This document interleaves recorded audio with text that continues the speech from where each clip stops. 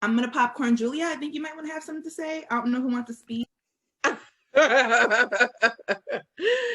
Thank you, Halima. That was fire. I love it. I love that.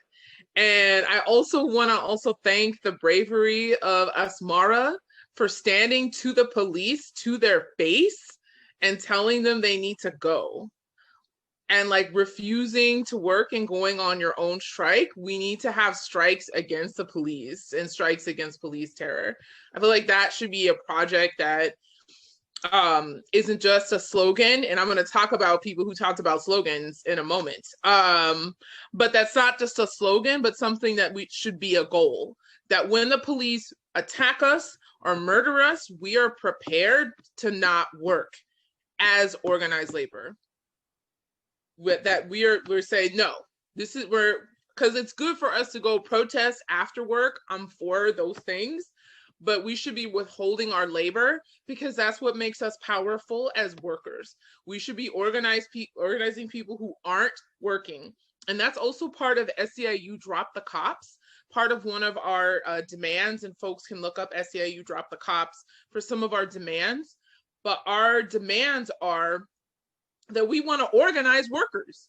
So we don't just want to kick out the police, because we were told by some folks, oh my gosh, if you kick out the police, that's going to upset our dues base. I don't want their money, okay? And I don't want to just have less workers.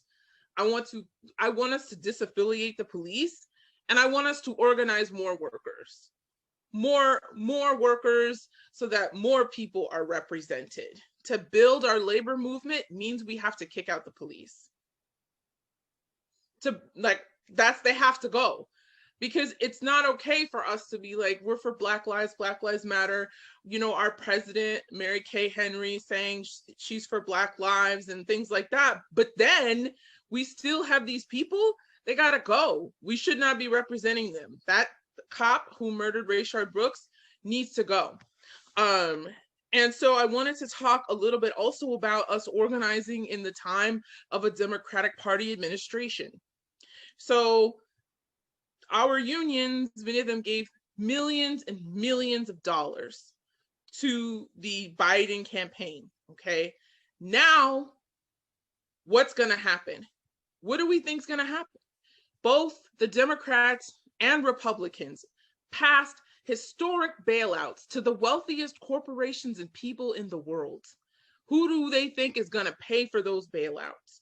It's going to be public sector workers. That's who they're going to target for that. They're going to say, we don't have any money, budget cuts, COVID. No, we need to also say that that's not okay. The rich need to pay for this crisis. They're the ones who kept us from being able to be safe from COVID. They're the ones that are keeping people unsafe by continuing to work. They're the ones who are getting all this money while folks are still hemming and hawing about the next stimulus check. Everybody needs that stimulus check, except for the billionaires and the millionaires. They don't need any more money. We need that money. And actually, and frankly, it's our money. You know, because the wealthiest people, they only pay $750. Billionaires only pay $750. I know a lot of people who pay more than that. Okay, so and the reason why they got wealthy was from the backs of the working class. So no, so we have to prepare, as Halima said, we need to prepare for the fight of our lives, and that means kicking the police out who shouldn't have access to us and our defenses. I mean, the police, they murder people, many of them individually. They have high rates of domestic violence, so there's no wonder that rape kits aren't getting tested. Many of them are rapists and abusers themselves. So our fight about kicking out the cops, and I'm so glad that so many other unions are here so that we can get together to talk about what we need to do, and really strategize, because in these discussions that we have with our coworkers, many of them say the similar things. What about the rapists and the murderers? Well, a lot of healthcare workers and social workers deal with people who are violent and are able to de-escalate. It seems as though when the police show up, they escalate situations.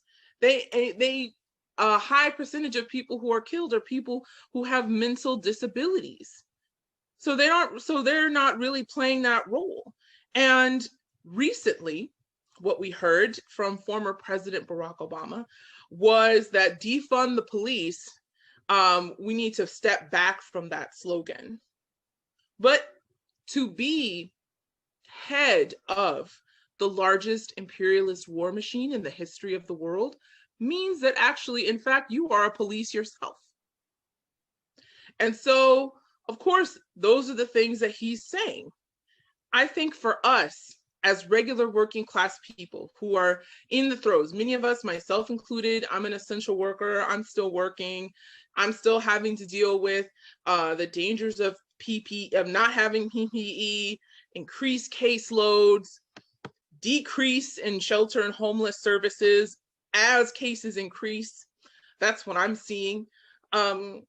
We need to really figure out how we can not only fight the police, but also fight for our jobs as workers, to put pressure and to mobilize ourselves so that we are protected in every sense of the word, and that we help our coworkers to feel empowered to take on these police.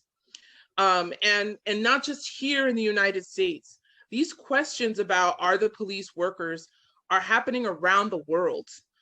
These debates that are happening, some places where police aren't members of unions, some folks are like, well, they should have rights.